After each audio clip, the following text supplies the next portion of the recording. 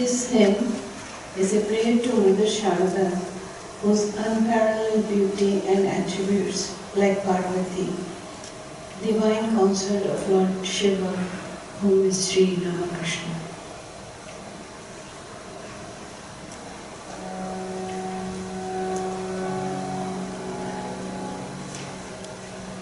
Anantarupini, Anantagunapati, Anantanamni, Girijema.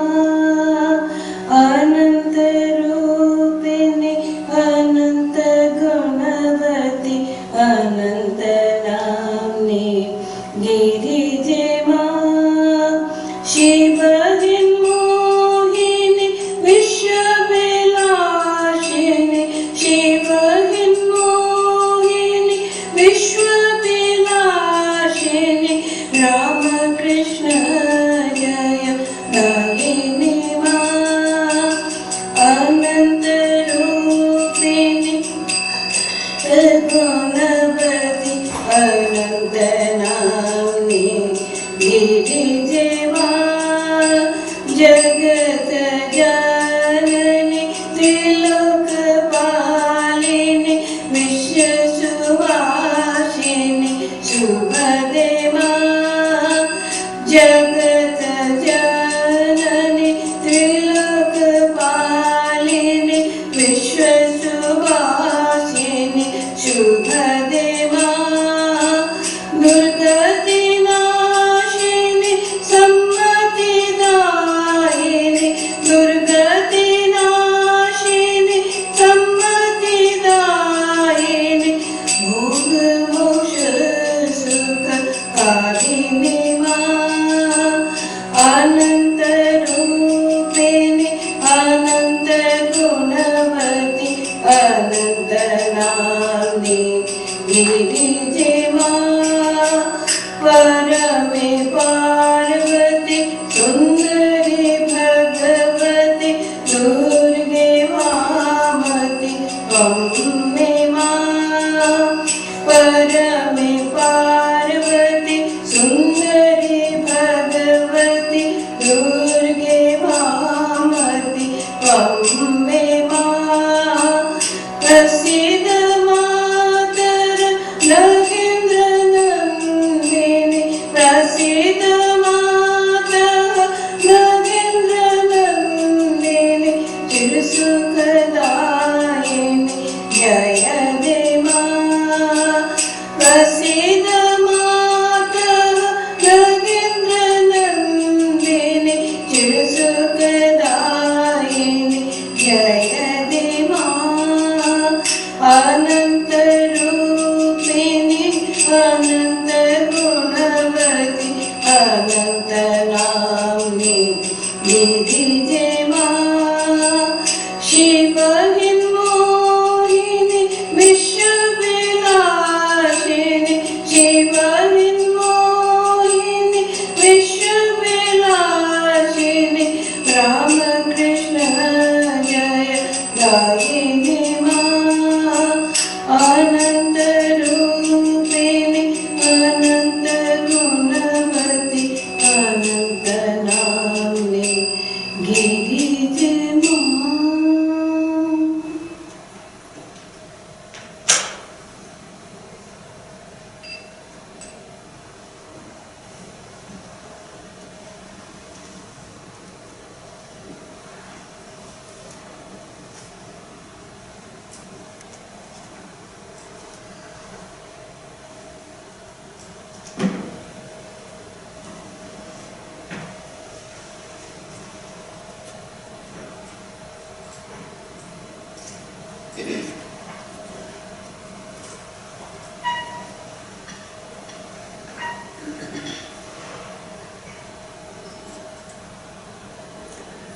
I am reading from the book Swami Adbhutananda as we saw him.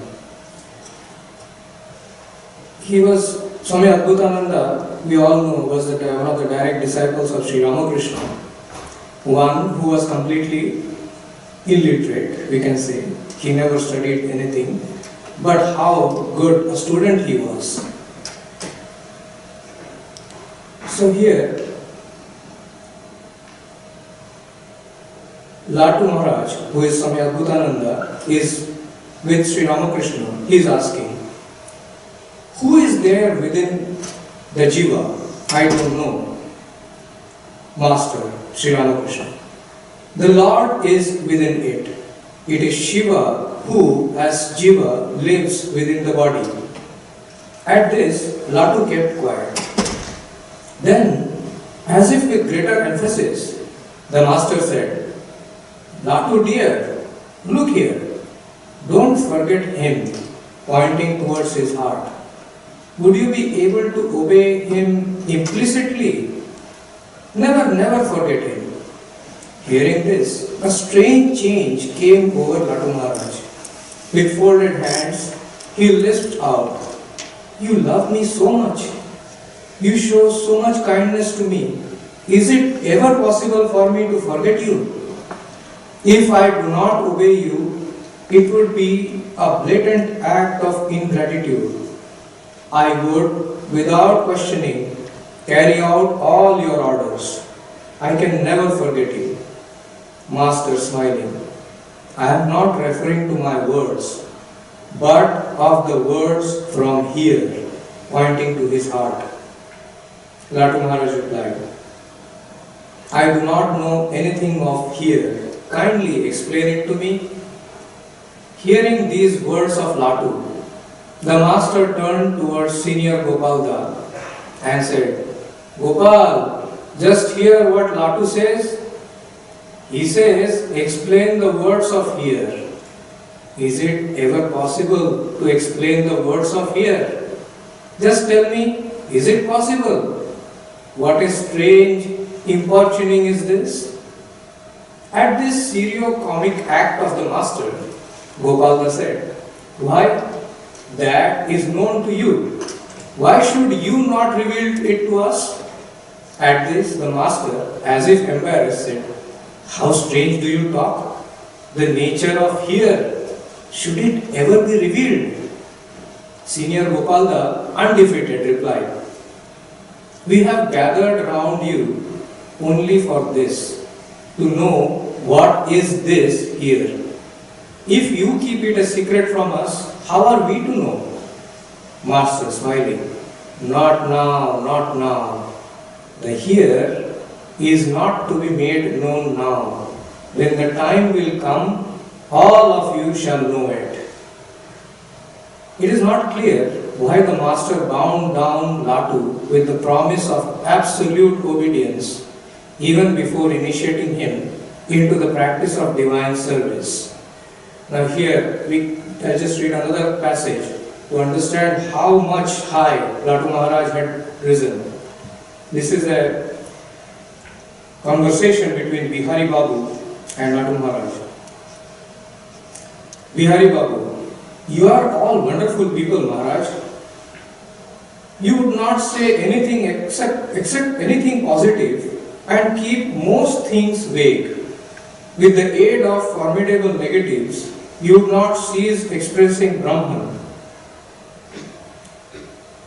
The author, leave aside others' expressions. What you have yourself understood, we want to know. Surely you have understood something, otherwise why would you be saying so many things? Latu Maharaj, you know, one may understand Brahman, but one cannot give expression to one's feelings. To express one's feeling, one is to take recourse to language. But language fails to express it. So far, human language has been found to be inadequate to express him. Master briefly said, My boys, I try my level best to reveal everything to you. But mother presses my lips down and would not allow me to express it. Well, you speak words every day by thousands. Have you thought from where they arise? The author, why? From your mind? Latu Maharaj, where in mind? How they are there? And where is the mind itself? Bihari Babu, there is a nervous connection between the brain and the tongue. The mind then must be there, Latu Maharaj. How is the mind residing there, Bihari Babu? Bihari Babu. In the form of vibrations, Latu Maharaj. Let us take it for granted. Tell me, if that vibration is everlasting or it stops and starts again? Bihari Babu, a little surprised. I have not thought over that matter, Maharaj. Latu Maharaj. Please think over it. Bihari Babu. Perhaps it stops and restarts again. It excites the brain through the nerve and brings out the reply. Latu Maharaj. If you say it stops, then how does the second vibration arise when nothing from the external world acts on it? Bihari Babu. No, Maharaj. We have not thought over that matter. Latu Maharaj. So you see, you can express up to a point. Beyond that, you cannot. Bihari Babu then told the author, what else can we ask beyond this? So both of us bowed down to Latu Maharaj and took leave of him. Standing in front of his carriage, Bihari Babu said, I have never heard such words before. This illiterate sadhu has thought over even such things, solved even such problems. Really, how strange is this? We take pride in our education, but in his presence, that pride has to vanish. In reality, he is more educated than we are. Who can question it? Yes, sir. Now start the meditation.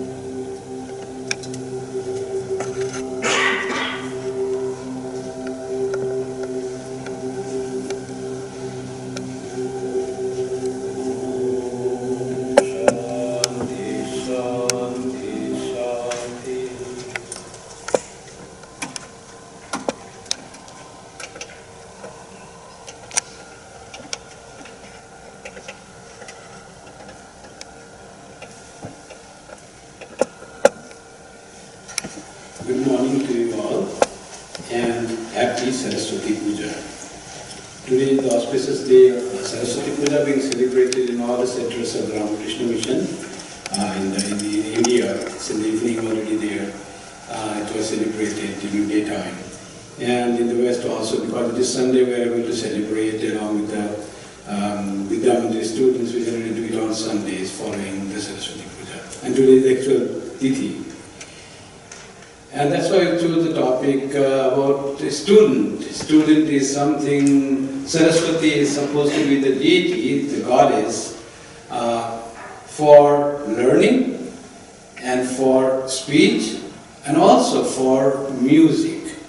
Mother is responsible for all these fine qualities of human beings, learning, speech and music. And music, dance, all she is the presiding deity of dance too. So today on Saraswati Puja, we thought something we should think about something learning. So let us begin with student. When we think of student, naturally something about knowledge, study, reading, thinking, observing, all this comes. And when we say student, naturally comes teacher. And when teacher and student are there, there is the exchange of ideas, flow of thoughts, flow of knowledge, and also the flow of knowledge is not the exact flow of knowledge, it's actually arousal of the knowledge that is already in the student. The best teachers are those who not only give the things of information, but who give little but arouse the eagerness of student to know more. So those are the best teachers. The student will learn out of his own thought, meditation, search, library, reading, but interest will be created by the teacher. So who is the student? If you see the dictionary, you'll find the person, the pupil who goes to school in academic session. But our student doesn't end here. Student is one who is very eager to learn something, to know something. So it's not only school-going children, kids are students, but everyone is student. And who is desirous of learning, eager to know, they all become student. How to know, that is the thing, how to know. To know, there has to be some inner quest. In children, before the inner quest begins, we ask them to go to school, and there is a formal process. They go to the teacher at the class and teaching something and homework. There's not their inner quest has arisen in all students. But until the inner quest to learn arises, that pupil is not a real student. So to learn more, that has to come, inner quest has to come. And the quest is satisfied, and we gain more knowledge about the things through observation. Short observation. The student has to observe the thing that is given to him. That is something said that he has to study the thing not only in the books, but in the nature itself. Otherwise, student's study will not be complete, knowledge will not be complete. So, the student naturally has to go to a teacher. Approaching a teacher, how to find the teacher? Particularly, we have schools, we send children to the school, they find teacher. But the real teacher is one, as was being said, for Latu Maharaj, Sri Ramakrishna was the teacher. And for Sri Ramakrishna, there were other teachers. So, how to find the right teacher who really can take the problem of my needs and will be able to guide me to what I really seek. So, they say that when we have that keen eagerness to know something, to get something, teacher is provided, teacher comes. So for that, when we approach teacher, for example, we know in case of Swami Vivekananda, he had an inner quest, deep quest, does God exist? And then he thought, has anyone, if God exists, is there anyone in the world who has seen God? So he was in search of a teacher who has seen God and who will help him to see God. And so he started approaching persons of religion one after another until he found the right teacher in Sri Ramakrishna.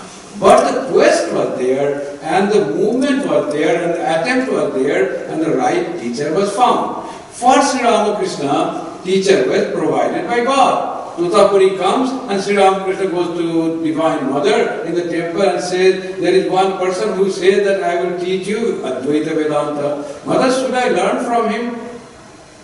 And Divine Mother in the temple says, it is for your sake I have brought that teacher for you. So you should learn. So their mother is providing teacher, teachers are coming to the students. Vairava Brahmani comes, Ramlala, that Ramayat Sadhu comes, that Advaita Vedanti, that Nyangta comes, Totapuri comes, all teachers come to the student. So when there is need and inner quest, the teacher comes.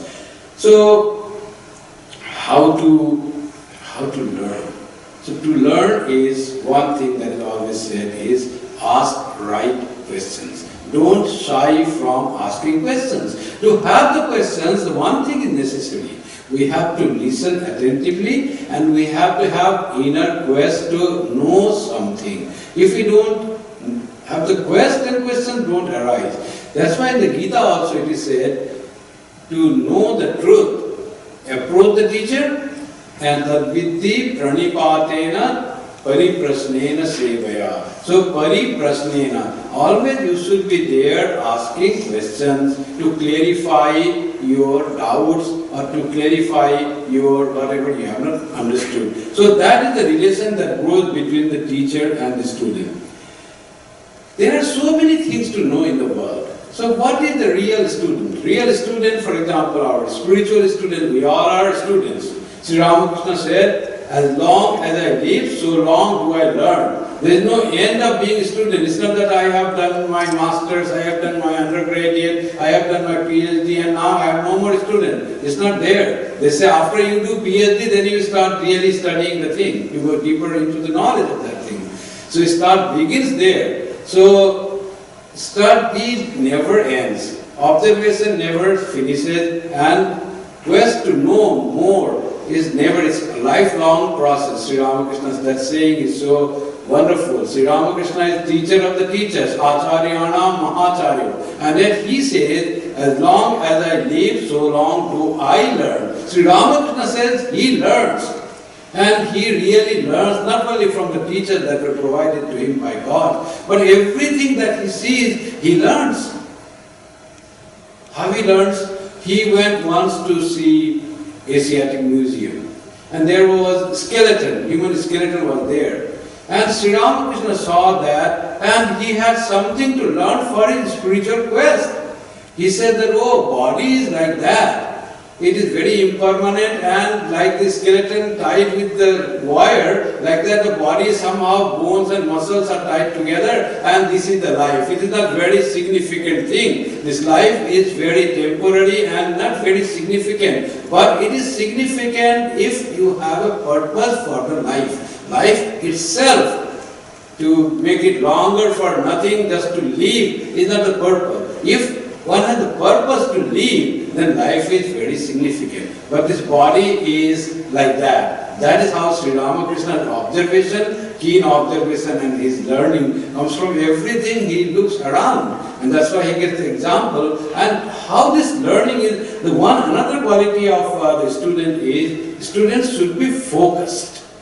There should be focus on the purpose. There are so many things to learn. There are so many scriptures, so much knowledge. We cannot know everything. Human being cannot know everything and does not need to know everything. But what the person needs to know is what is relevant for his quest, for earthly knowledge or spiritual knowledge. The path that he trains, he needs to go deeper and need to know more. That's why there should be focus on what we want to know. For example, if you have the scriptures, the Vedas itself are so voluminous that one cannot read whole Vedas in one life.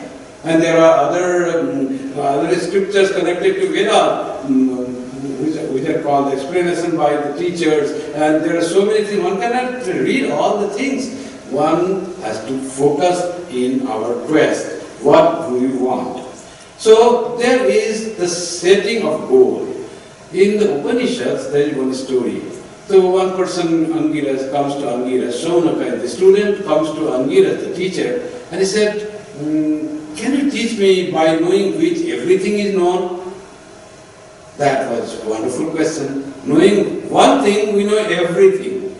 That means that how can that be? But what it meant is by knowing which nothing needs more to be known. All your basic need, basic knowledge is done. What is that quest? By knowing which everything is known. When we know our true self, then everything gets known. Because nothing then remains important to know. What is most important is the real quest that drives us to know is we want to know about who we are. That is real nature. And then Angiras says to Shaunaka that it has been said by the great saints that there are two types of knowledge. Dve vidye veditavya. Two things have to be known. Two types of knowledge to be known. What are two types? Para, Saiva, Apara. One is supreme, higher knowledge, another is Apara, lower knowledge. Both are to be known. The thing to be known are there are two. So what is Apara? What is lower knowledge? Angiras describes Rig Vedo, Yajurveda, Sama Vedo, Atharva Veda. All Vedas, the source of knowledge, all are Apara Vidya, lower knowledge. All the knowledge of scriptures is lower knowledge. That's what the great teacher Angira says to Shaunaka, the student.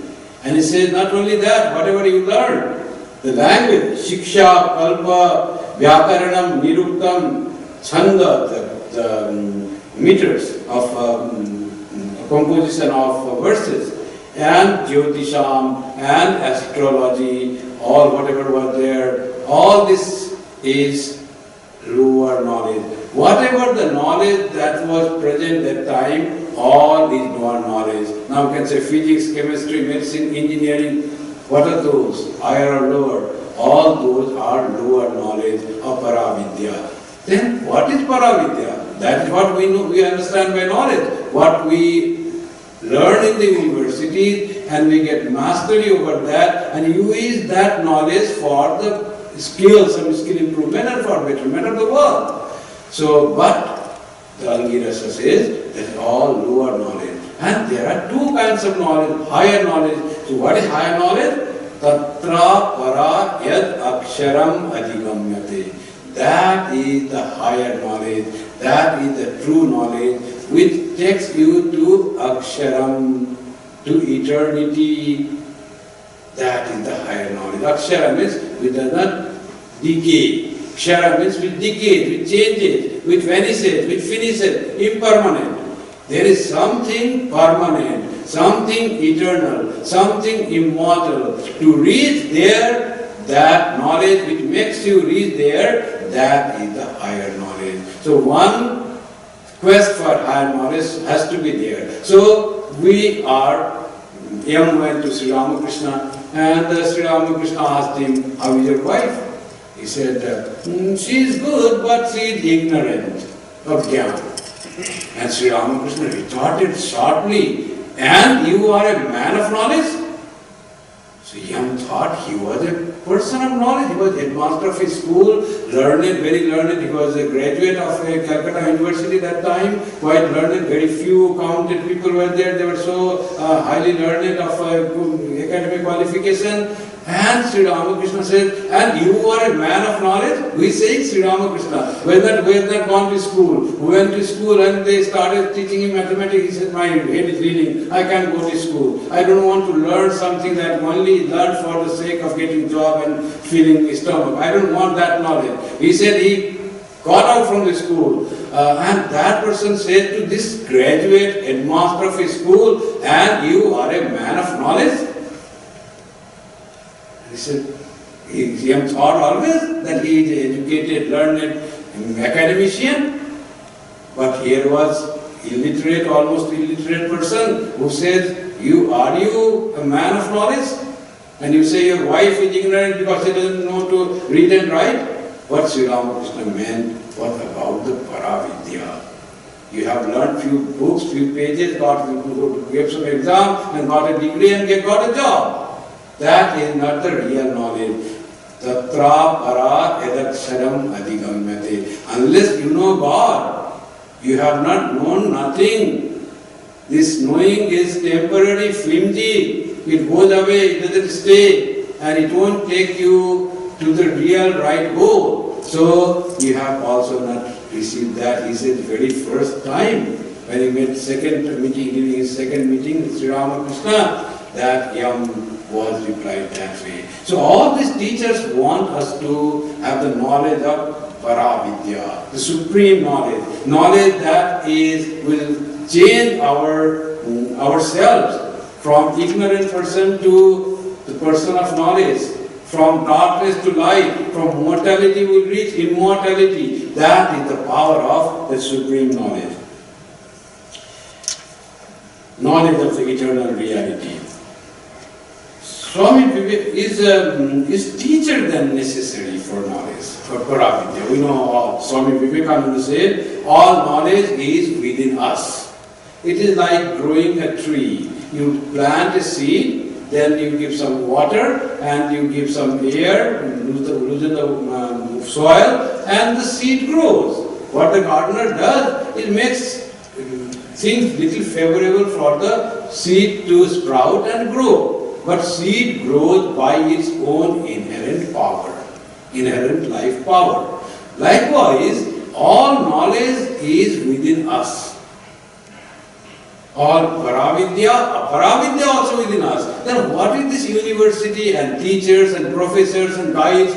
What are they? Without them could we learn? No, without them we could not learn. But their role is not making us know. Their role is only rousing us interest to know. By that interest, we ourselves dive deep into the knowledge, dig into the knowledge, and we get the knowledge.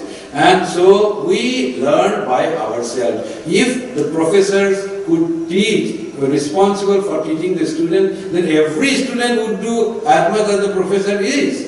He would be at the level of professor, but that doesn't happen. The students learn according to their own capacity, according to their own power to express whatever knowledge is there. Where is that knowledge? How much knowledge each individual has? Each student has the total knowledge, full knowledge. So we are more interested about the Paravidya, about the devotion of God, about the knowledge of the self. So teacher is really necessary. So the teacher is necessary, absolutely necessary to stimulate or arouse our knowledge that is already within us. It is hidden. It is not manifested. It is not germinated. Seed is there. So gardener will loosen the soil, water the plant, and there will be sunlight, and the plant will grow. Like that is the role of the teacher. Those of us who are teacher, we also do that much.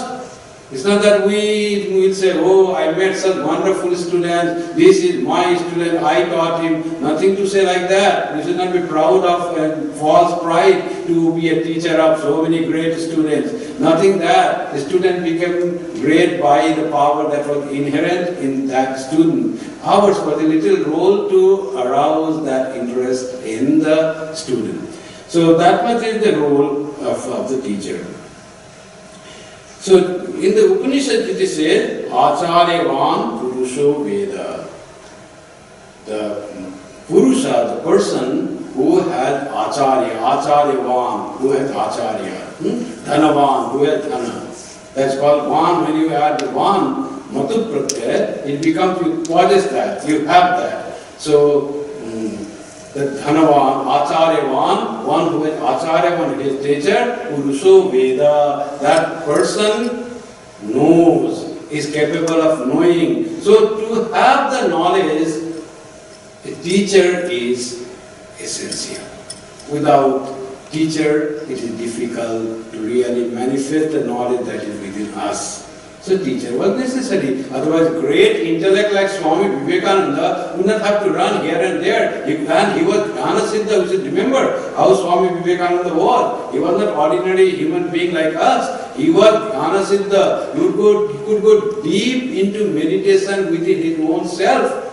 And that Swami Vivekananda had to find a teacher.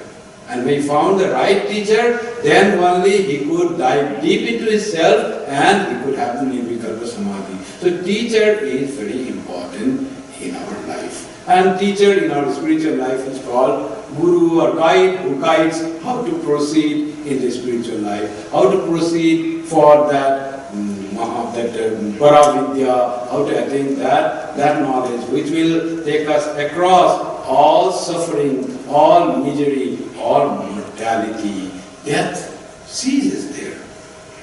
All ignorance is gone there when we attain that situation, that position, which is called Tad Vishnu Param Padam, which is called the position of the supreme abode of Vishnu, differently described in different scriptures. The Tad Vishnu Padam Padam Sada Pasyanti Surya. All this Surya, God see that position, and that position is one when we are beyond all mortality, all fear, worries, all dualities is there, good and bad, praise and blame, nothing moves us and we reach that. That is called Paravidya. Aksharam Adigamyate. We have reached the Akshara, we have reached the eternity. That is the position to reach, and teacher is essential to guide us to that. Through the teacher comes the power in spirituality. Sri Ramakrishna's reading was so beautiful. Sri Ramakrishna, when they asked his students, Latu Maharaj and Guru Gopal Maharaj, he asked, why don't you say who is there? He says, oh, time will come when who is there will express himself. And then say, and it came in 1st January 1886, that when he became Kalpataru, and he said, whoever he touched and said, may your consciousness be awakened, and everyone was having wonderful spiritual experiences just by his touch and by his wish. That was the power that was within him. He said, love this and follow this. That was Sri Ramakrishna saying that. So whatever is there and what Sri Ramakrishna is saying, that is all coming from within. Because as Sri Ramakrishna said, I can't find myself within me. When I try to find myself, it's all Mother. I find it's all Divine Mother. All Mother Kali is there. So what Sri Ramakrishna meant was that is the teacher. How this help of the teacher can make our very difficult path also much easier. The student is struggling to understand the mathematics, the problem is not being solved. Teacher comes, he doesn't have to solve the whole problem. He says that, oh, this step, you're forgetting this, do this. Little help, and the student gets everything through the knowledge that is within him or her. So like that is the role of the teacher. So there was one, like Swami Vivekananda was a great spiritual person from birth. There was another great archer, Ekalavya. He was so proficient in archery, and that he wanted to learn archery. But he himself was he had great qualities as a student. But he didn't end up becoming the Ekalavya, the great archer who was the topmost archer of his time, even greater than Arjuna, without the help of the teacher.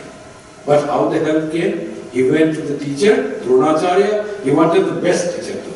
There might be other archers, but Dronacharya was the royal archer. He went to the teacher. He said, no, I can't teach you. You don't belong to the class that I can teach. And he was already a paid staff of the royal family. So how can he take other job? So he said, no, I can't teach you.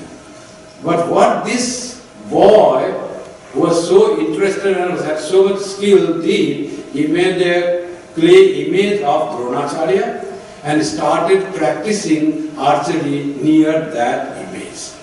He felt the presence of Guru in the image that he himself made and started practicing. And he became the best archer of his time. Arjuna, who was a royal prince and was guided by Dronacharya living, how to shoot, how to focus. Arjuna, can you see a bird there? Arjuna said, no, I don't see bird. Then what do you see? I see only the eye of the bird. Focus. Student has to focus on the goal that it has set. For us, our goal is God. We have to focus on God, on everything that matters. So otherwise, all our knowledge will be frittered. Something little of politics, little of other thing, little of the knowledge of natural science. All this, if we make that as the part of seeking of our knowledge, for little talking and it is okay. But if that becomes our main thing, our all energy will be frittered away. Our focus has to be seeking of God, seeking of truth, seeking of the true self. Then only we will progress on that direction. But when we go for that, when you are focused, then everything will tend to take us towards that goal. That is another thing. Even in politics, you will find, oh, there is search for God. Even in other knowledge, you will find, oh, there is search for God. What happened with Swami Vivekananda? He was such a wonderful student, as was Sri Ramakrishna. He came here and wanted to talk with great scientists of the times. Tesla, Nikola Tesla, he had made friendship. Nikola Tesla was very much impressed by him. And Swami Vivekananda started talking to him about the relationship between matter and energy. And it was Swami Vivekananda, little study from his own side. He said, matter is energy. Matter is condensed energy. Energy is another form of matter. So there was already knowledge that matter can be converted into energy. Energy can be solidified into matter. That knowledge was there during Swami Vivekananda's time, and Swami Vivekananda spoke about this with Nikola Tesla. What did Einstein do much later? He formulated how much matter can convert into how much energy. E is equal to mc square was done by Einstein. But matter equal to energy, how much that was not known. That was known by Swami Vivekananda himself. Nikola Tesla and other scientists, they all knew that matter and energy are interconvertible. Why was Swamiji so much interested in this science? Because Swamiji was in search of unity. That everything is one. That will lead. That unity can be reached as much through meditation as through the knowledge of the nature. He said often, when you find unity, your seeking of knowledge finishes. If chemistry finds one element that is the source of all elements, everything that you want to know in the chemistry is known. If you find one unity in physics, the knowledge of physics is complete. So all our search is about finding the unity, oneness. And Swami Vivekananda was focused not to know. He knew that everything is one. From one, this variety appears from that oneness. But he wanted to find sources to speak to people about that, to convince people about the unity of existence. All this existence that we see, variety, even material matter and energy, and so many varieties that we see, all basically is the manifestation of one without a second, of Advaita. That is the real existence. That existence manifests as this variety, this wonderful universe, and again it merges. There is evolution and involution. It evolves from Big Bang. It evolves from the huge universe. Only that much we know in the science. The Swami Vivekananda said that is incomplete. When something has evolved into this big universe, that big universe has to involve in that Big Bang. Wherever Big Bang happened, it has to, in course of time, involve in that. And again, there will be Big Bang and there will be evolution. This cyclic process of creation and destruction, it goes on. Because what is reality is one. That oneness never changes. So, teacher is so important. We find in the life of Ekalavya, we find in the life of Sri Ramakrishna. Sri Ramakrishna had attained God realization even before he found the teachers. He had the vision of Mother Kali even before Bhairavi Brahmani came. And he was established in that. Then why he had to learn from other teachers? Because he wanted to know more, and there was purpose of that. There was focus of goal. He wanted to find out how people, different religions, different parts of Hindu religions, they worship, are all paths lead to the same goal. Is there unity of religions? Is there one religion that appears as many religions, or all different religions? Is there one God that is reached by all religions? And Sri Ramakrishna knew that, but he had to experiment and prove that. For that, he needed many teachers. Bhairavi Brahmani comes and she teaches him the Tantra practices of 64 Tantras. One Tantra practice in one life is difficult for one person. Sri Ramakrishna becomes master of all the 64 Tantras and says all this lead to the same thing.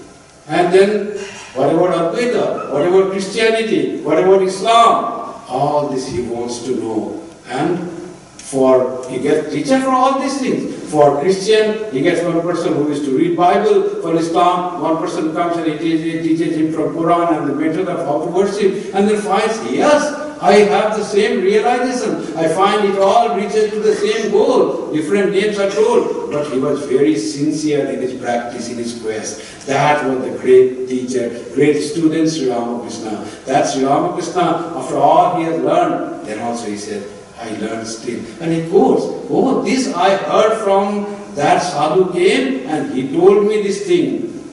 Keen observation and always remembers what they told and how it fits into his quest. So that understanding and quest and focus on the quest, that was always there. Swami Vivekananda was such a great intellectual. He also needed a teacher, and he found finally a teacher in Sri Ramakrishna. And as was being said in the reading, the one quality of great teacher is his knowledge of the thing that he or she will teach. Another quality is largeness of the heart. There has to be, to become a good teacher, one has to have the very large-heartedness. There has to be element of love for the students. Otherwise, you go teach in the class and the students go away, then you get the salary, and that will not be really the quality of a good teacher.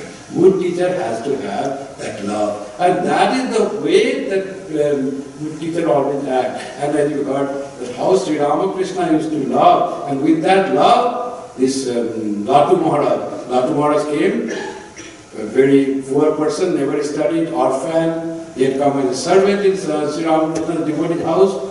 But you see the attraction, then he came to Sri Ramakrishna, gave up his job, no earning money, very poor person. He said, I want to be with you. And gradually he motivated himself to become a spiritual aspirant. What made that Latu Maharaj stay with Sri Ramakrishna to give up all the aspirations and the enjoyments of life? How could he just throw away all the enjoyments of life? Bhoga moksha sukha kari. This is beautiful Chitra sang today from Mother's song. What is Mother? Mother's Sarada. Sri Ramakrishna used to say, she is Saraswati. Bhoga moksha sukha karini ma. Mother gives the joy of freedom from bhoga. Bhoga means bhoga, durbhoga. Enjoyment and suffering both are termed with one word in Sanskrit, that's called bhoga, experience. And what mother does? Mother gives the joy of freedom from bhoga.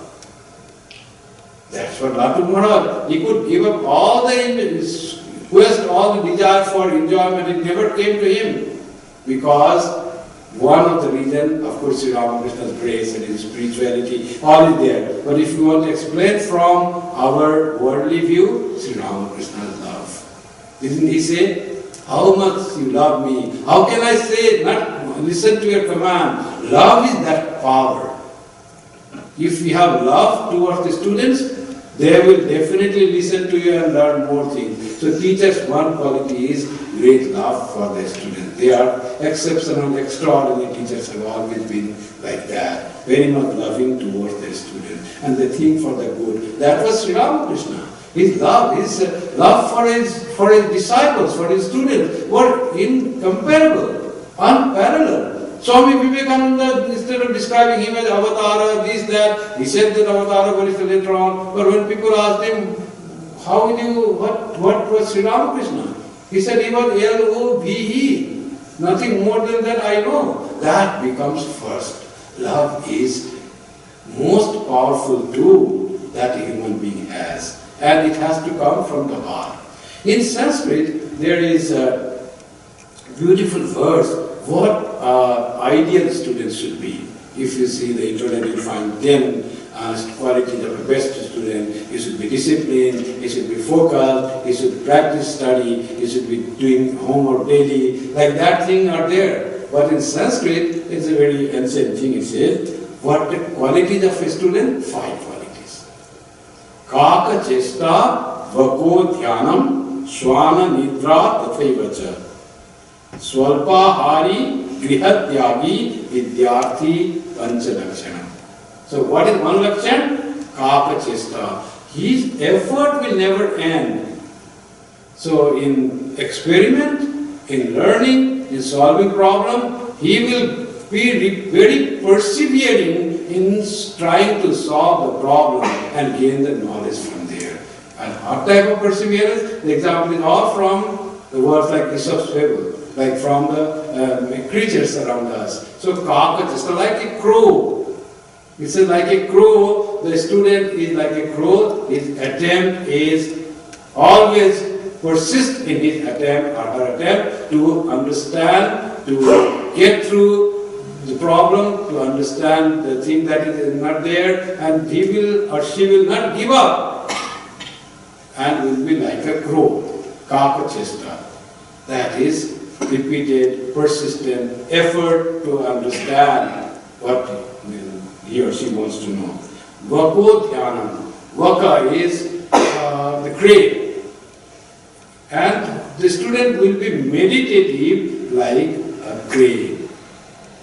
Crane, if you have seen, you can see on the river water body, it sometimes lifts one leg and constantly sitting there, meditating. Not meditating on God, but meditating on fish.